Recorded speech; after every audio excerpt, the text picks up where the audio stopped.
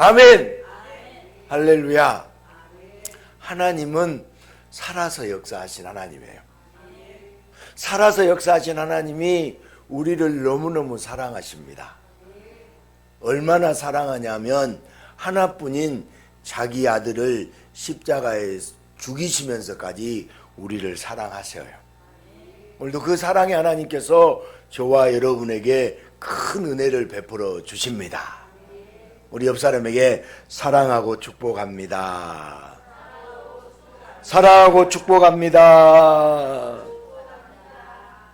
한 남자가 고속도로에서 남포군종과 더불어 과속으로 운전했습니다.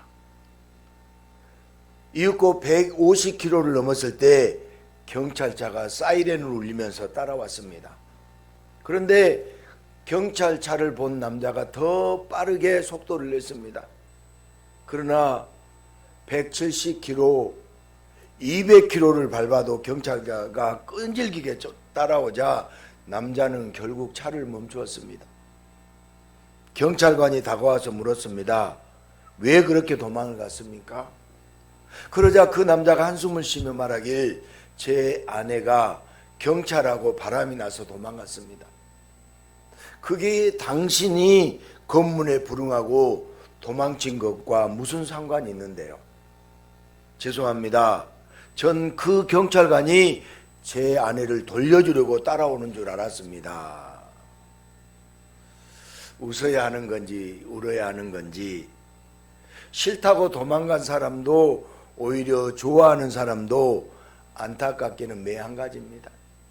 그러나 우리 예수님은 우리가 회피하며 도망가도 다시 뻔뻔하게 대면해도 변함없는 사랑으로 우리를 안아주십니다. 그 놀라운 예수님의 사랑이 이 시간 저와 여러분에게 찾아오십니다. 우리 모두 그 놀라운 사랑에 흠뻑 적셔지기를 소망합니다.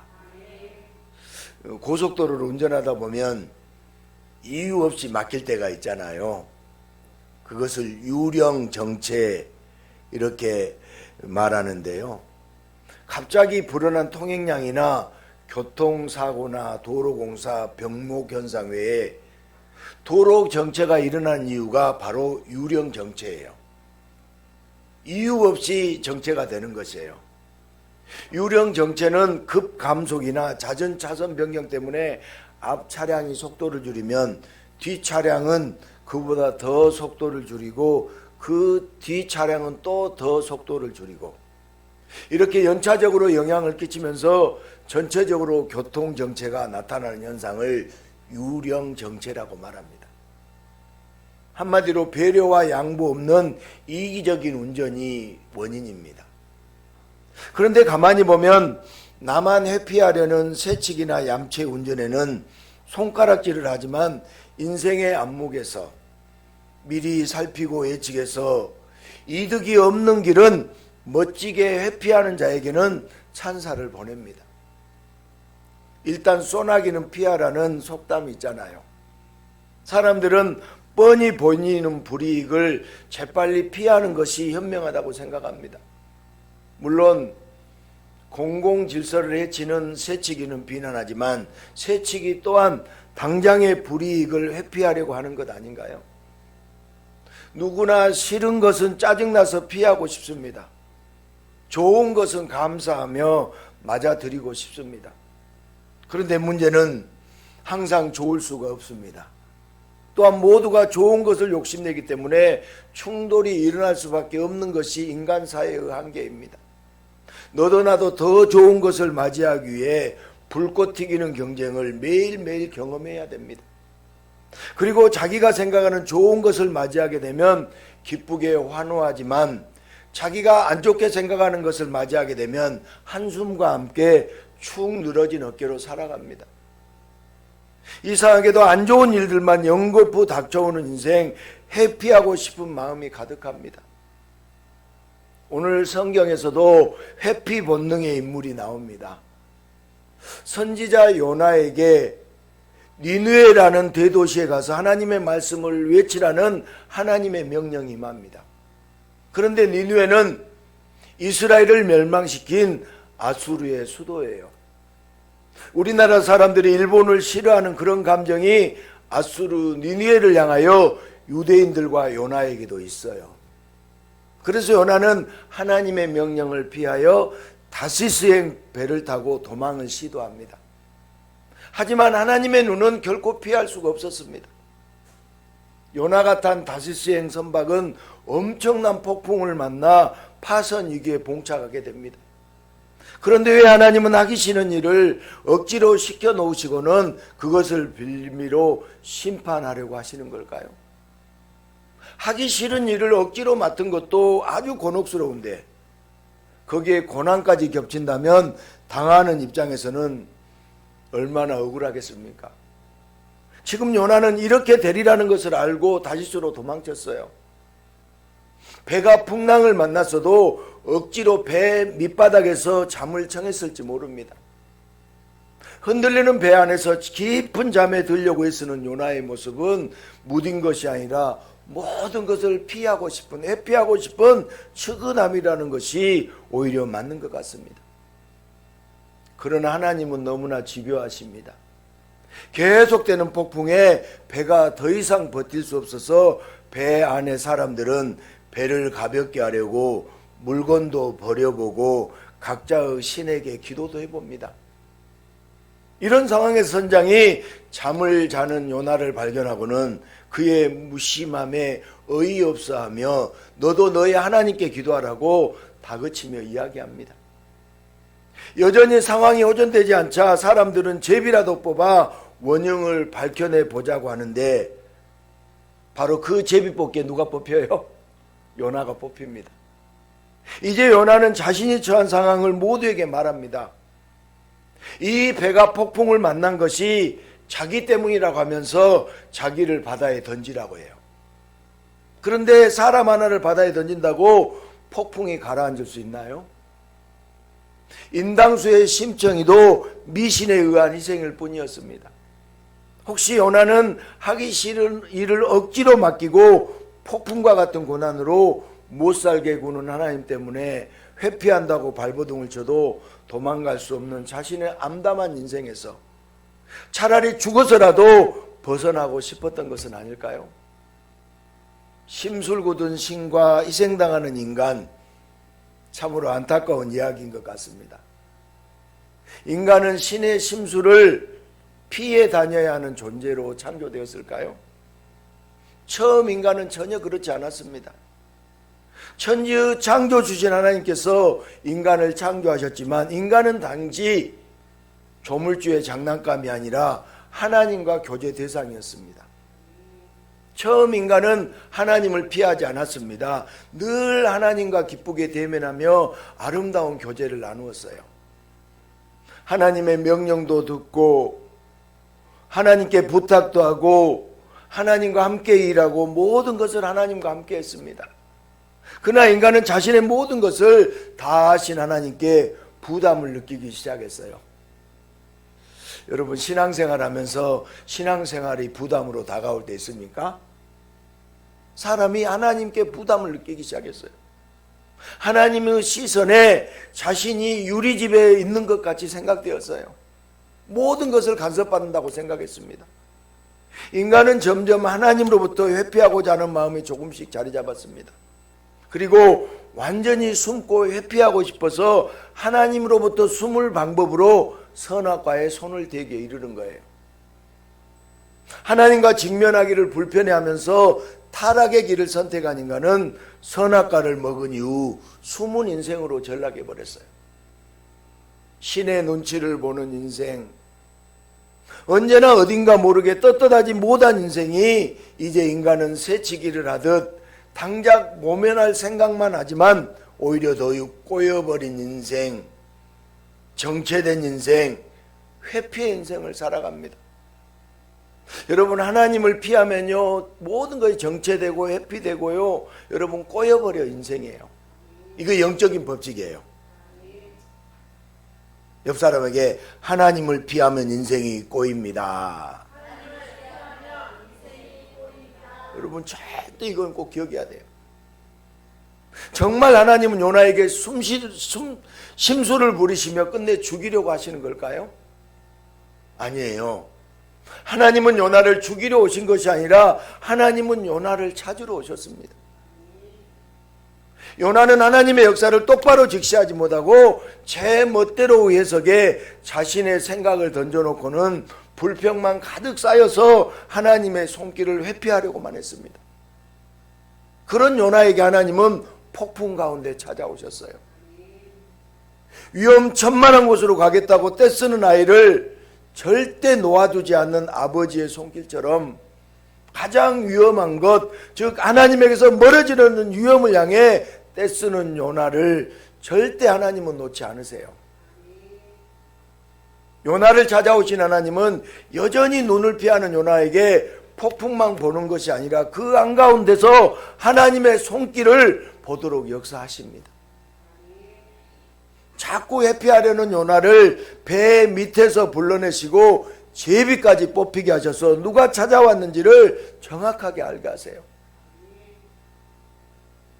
드디어 요나는 찾아오신 하나님을 보았습니다. 자기를 찾아오신 하나님을 보았기 때문에 요나는 사람들에게 자신을 바다에 던지라고 주저하지 않고 말합니다. 이제 요나는 이렇게 찾아오신 하나님을 더 이상 회피하지 않습니다. 요나는 영원히 도망가려고 자살을 시도하는 것이 아니에요. 떼쓰다 지친 아이가 넓은 아빠의 품에 안기듯이 요나는 흉흉히 뛰노는 바다가 아닌 하나님의 품에 자신을 던진 거예요. 요나 자신을 내버려 두지 않으시고 직접 찾아와 주신 그 사랑의 손길을 감사하고 또 감사하며 요나는 하나님께 자신을 던졌습니다. 예수님은 사역하실 때 요나의 이야기를 여러 번 언급하시잖아요. 요나의 행적이 예수님의 사역의 그림자 역할을 하기 때문입니다. 모든 인간은 죽음을 회피하고 싶잖아요. 전부 죽음을 피하고 싶어요. 그러나 예수님은 죽음을 직면하여 그 이유, 즉 죄의 실체를 분명하게 밝히십니다. 인간은 죄로 인해서 반드시 사망의 폭풍을 만나고 아무도 그것을 견뎌낼 수가 없습니다. 사람들은 죽음의 바다가 인생을 삼키는 것을 자연의 섭리라고 생각해요. 그러면서도 어떻게 해서든 벗어나 보려고 죽음의 바다에서 발버둥 치는 것이 인간의 실존입니다. 예수님은 죽음이 두려워서 도망가려고만 하는 인간을 대신하여 자기 자신을 십자가에 던지세요. 그러나 예수님은 기분 나빠하지 않으십니다. 자신을 십자가에 던지시되 다 이루었다고 하나님께 감사하며 기꺼이 자기 자신을 던지셨어요. 폭풍으로 심판하셔야 할 분이 오히려 자신을 던져 죽음을 피하고 싶어서 요란 떨던 인간들을 잠잠하게 해주시고 다시 하나님의 손길을 직면하여 볼 수 있도록 헌신의 역사를 이루어 주셨습니다. 인간은 죽음이라는 폭풍을 피하고 싶습니다. 그래서 종교라는 울타리도 수없이 만들었어요. 신을 위해서 기도도 하고 온갖 종교 행위도 열심히 하고 심지어 희생 제물도 바치잖아요. 그러나 아무거나 다 바친다고 되지 않습니다. 인당수에 빠진 심정이도 미련한 희생 제물이었을 뿐입니다. 인신 제물을 바친다고 용왕이 받은 것이 아니라 어린 처자의 희생으로 그저 회피하고 싶은 어른들의 자기 위로만 있었을 뿐이에요. 예수님은 죽음의 폭풍에 시달리는 인간의 아픔과 두려움을 정확하게 알고 계세요. 예수님은 우리의 아픔과 우리의 두려움을 알고 계세요. 그래서 예수님은 죽음의 폭풍을 회피하지 않으시고 죽음의 정면으로 맞서서 자기 자신을 던짐으로 죽음의 바다를 잔잔하게 잠재우셨어요. 어느 누가 희생정신으로 자신을 십자가에 던진다고 되는 일이 아닙니다. 오직 메시아로 오신 구원자 예수님만이 모든 인간을 위하여 자기 자신을 던질 수 있어요. 요나도 어떤 인간도 흉내낼 수 없습니다.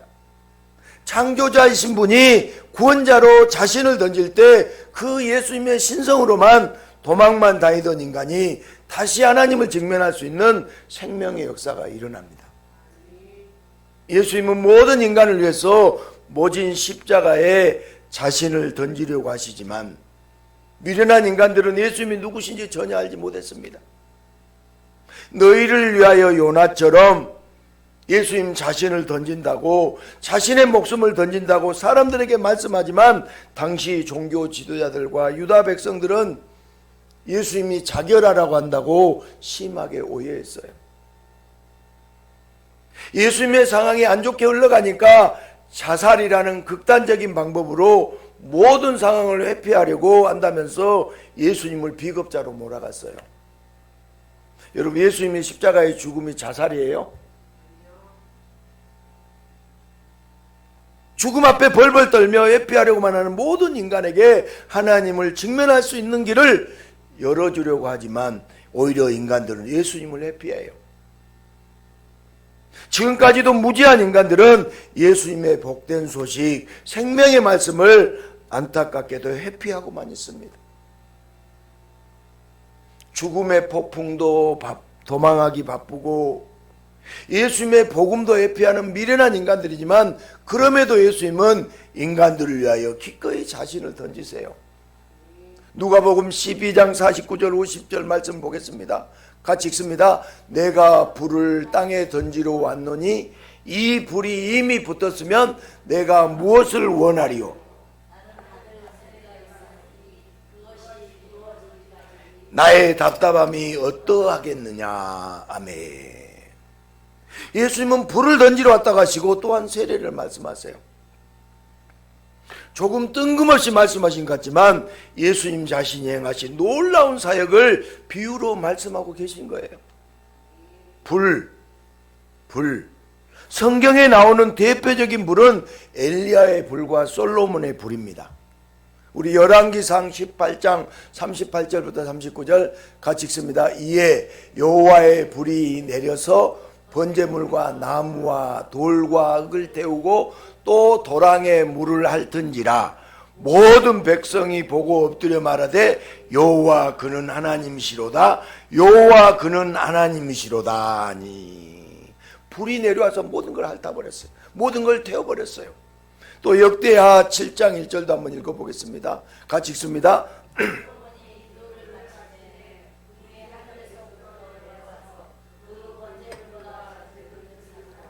여호와의 영광이 그 성전에 가득하니. 아멘. 열왕기상 18장에 하늘에서 내린 엘리야의 불과 역대기하 7장에 낙성식 때 임한 솔로몬의 불은 모두 용서를 의미하고 있어요. 바로 예수님은 용서의 불을 던지러 오셨습니다. 죄를 태우고 죄를 사해주기 위해서 예수님은 인간들에게 오셨어요. 예수님은 오셔서 죄를 다 태워버려요. 죄를 다 용서해 주십니다. 그 용서를 위해서 땅에 던지는 불은 예수님의 죽으심이에요. 예수님이 받으실 세례 역시 예수님의 죽으심입니다. 예수님의 답답함은 십자가의 두려움이 아니라 예수님을 회피하는 인간들에 대한 답답함이에요. 여러분, 예수를 회피하지 마세요. 아멘. 크게 하셔야 돼. 예수를 회피하면 안 됩니다. 그래서 예수님은 자신을 십자가에 던져 이 땅에 용서의 불이 붙도록 끊임없이 역사하여 주십니다. 예수님의 불은 인간의 삶을 불태우는 심판과 멸망의 불이 아니에요. 회피하기만 한 인간에게 활활 타오르는 불기둥처럼 예수님을 주목하여 직면할 수 있도록 구약에서부터 약속하신 죄를 태워주실 용서의 불을 자신의 죽으심으로 화끈하게 불붙도록 하십니다. 모든 인류의 죄가 예수님의 불로 하나님 아버지께 용서받는 것을 감사하고 또 감사하며 예수님은 십자가에 기꺼이 자기 자신을 던지셨어요. 우리들은 인간들은 감사를 착각하며 살아가요. 감사는 내가 싫은 것을 회피할 때 휴하는 안도감이 아닙니다. 감사는 나의 고난을 회피하는 것이 아니라 그 고난을 직면할 때 그 안에서 역사하시는 예수님을 보는 것이 감사해요. 예수님은 때때로 고난 속으로 찾아와요. 나의 눈이 예수님을 보고 있지 않을 때, 여러분 잘 생각해 보세요. 내 눈이 지금 누구를 보고 있는지. 예수님은 때때로 고난 속으로 찾아오신데 나의 눈이 예수님을 보고 있지 않을 때 찾아오기도 하고, 나의 발이 예수님부터 멀어질 때 예수님이 찾아오기도 하고, 나의 손이 예수님을 붙잡지 않을 때, 세상을 움켜쥐려 할 때 예수님이 찾아오기도 합니다. 예수님은 유일한 구원자를 회피하는 인간들에게 다시 예수님을 바라보고 다시 예수님께 다가오고 다시 예수님의 손을 꼭 잡도록 친히 찾아오세요.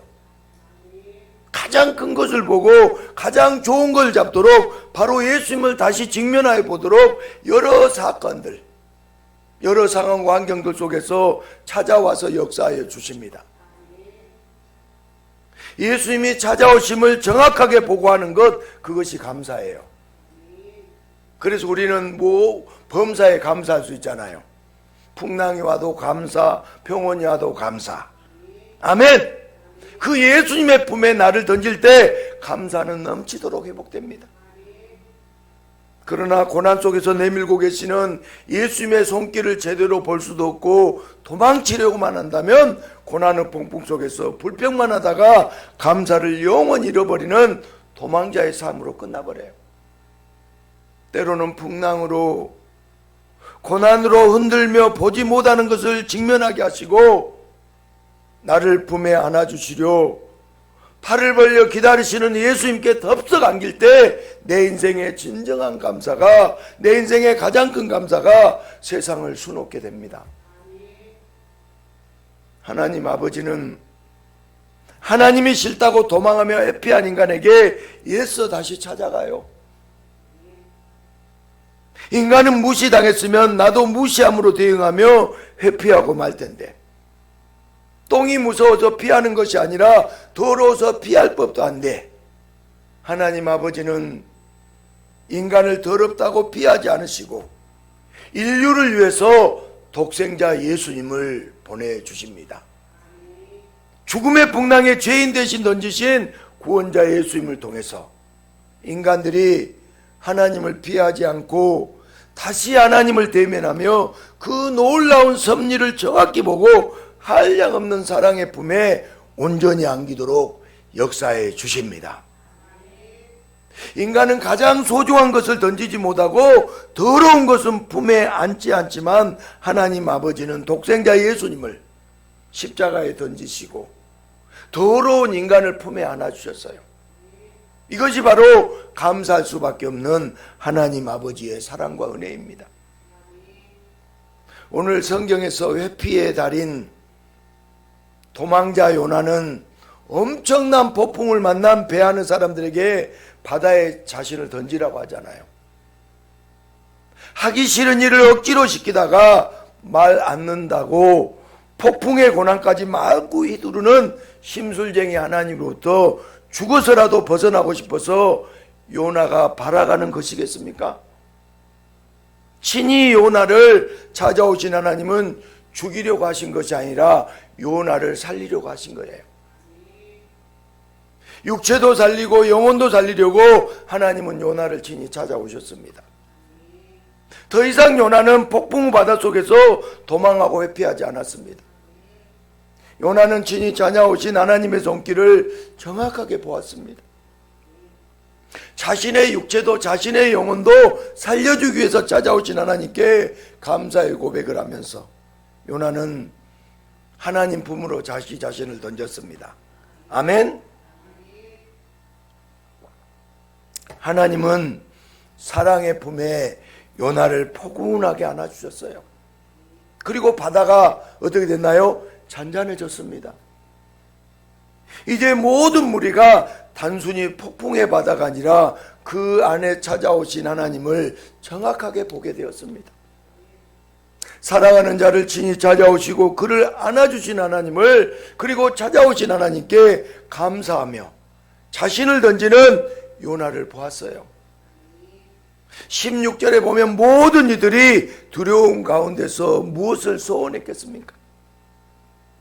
살아계신 하나님, 요나의 하나님을 자신의 하나님으로 감사하며 소원하지 않았겠습니까? 이제 요나는 하나님의 품에 안겨서 하나님의 숨겨놓은 선물, 구원의 잠수함, 큰 물고기를 타고 새로운 여행을 떠나게 되었습니다. 인생이라는 여행 속에서 이 세상 사람들은 고난과 불행은 소나기처럼 피해가는 게 지혜롭다고 생각합니다. 갑작스럽게 닥친다면 모를까 뻔히 보이는 고난과 불행을 그대로 직면하려고 한다면 미련한 짓으로 여깁니다. 짜증나는 일은 피하고 좋은 일만 맞이하고 싶어 하잖아요. 그렇지만 언젠가는 안 좋은 일도 우리에게 다가오게 됩니다. 그러면 감사는 다 사라져버리고 짜증만 쌓여서 자살이라는 극단의 방법까지 동원해서라도 회피하고자 하는 것이 사람들이에요. 이것이 세상 사람들이 사는 답답한 인생입니다. 그러나 이제 누구든지 어떤 고난도 어떤 환경도 회피하기보다는 그대로 직면하면서 그 안에서 역사하시는 예수님을 본다면 짜증의 인생에서 감사의 인생으로 바뀝니다. 앞서 말한 유령 정체는 고속도로에서만 나타난 현상이 아니에요. 사람들은 좋은 것만 받아들이고 싫은 것은 잘 피해간다고 스스로 생각할지 몰라도 언젠가는 인생의 정체, 인생의 위기가 갑작스럽게 찾아올 수 있어요. 인간은 피하려고만 합니다. 그래서 유령 정체처럼 점점 더 인생이 꼬이기만 해요. 이때 어떻게 피해갈 것인가 고민하기보다는 그 고난의 사건을, 그 환경과 상황을 직면하며 예수님을 찾아야 됩니다. 예수님을 찾아야 됩니다. 모든 순간마다, 모든 사건마다 역사하시는 예수님이 나에게 찾아오시는 것을 알 수 있어야 돼요. 아멘. 도로에서의 유령 정체는 질서만 잘 지키면 되지만 인생의 정체는 찾아오신 예수를 만날 때, 찾아오신 예수를 만날 때 감사의 인생으로 뻥뻥 뚫리게 돼요. 보통의 사람이라면 좋은 일이 있으면 감사하고 안 좋은 일이 있으면 짜증을 내고 불평을 합니다.